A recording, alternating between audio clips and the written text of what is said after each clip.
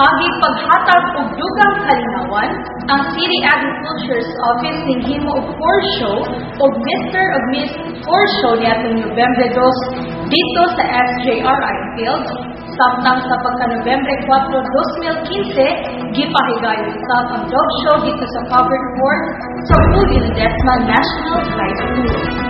Ang ning champion sa horse show mo ang Lapay team sa Bayawan City ug ilang nakuha ang premyo nga 5,000 pesos ug tropeyo.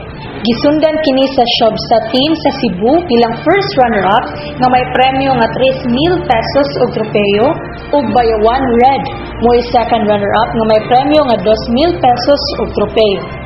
Sa ubang mga categories, ang mga nindaog mo sila si Jai Jai Silvano sa Obstacle Race Youth ug sa Barrel Race Youth nga may premyo nga 2,000 pesos ug tropeyo kada usa.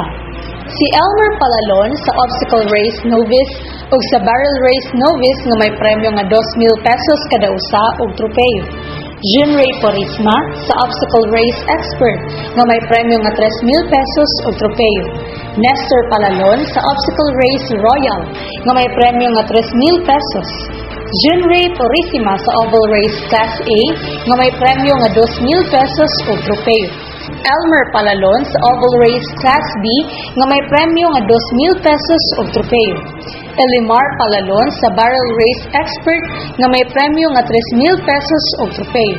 O Jean Melodia sa Barrel Race Royal nga may premyo nga 3,000 pesos ug tropeyo. Sa mga napili usab bilang Mr. and Miss Horse Show, mo sila si Junray Porissima bilang Horse Show King, iyang nakuha ang premyo nga 3,000 pesos, trophy ug sash.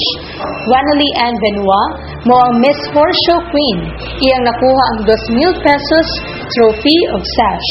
So, to all of us sa atong pagsilibrar sa atong Pinto Flores 2015, sa atong pagpasalamat ni Senyor San Carlos y Borromeo sa iyahang walay unang nga pag-iya kanato pagtabang kanato maglipay-lipay punta sa usa ka tuig natong paninguha nga kita magsigi og tinabangay para sa maayong kaugmaon ning atong dakbayan sa San Carlos. Sa laing nga bahin ning champion sa dog show mao ang Siberian Husky nga gipinag-iyahan ni Cyril Cordova. Iyang nakuha ang 2,000 pesos, tropeyo o pakete nga dog food. Gisundan sa Chihuahua bilang first runner-up nga gipinag-iyahan ni Corn Chua. Iyang nakuha ang 1,002 pesos, tropeyo o pakete nga dog food. Bully mo ang second runner-up nga gipinag-iyahan ni Jomar Portuguese.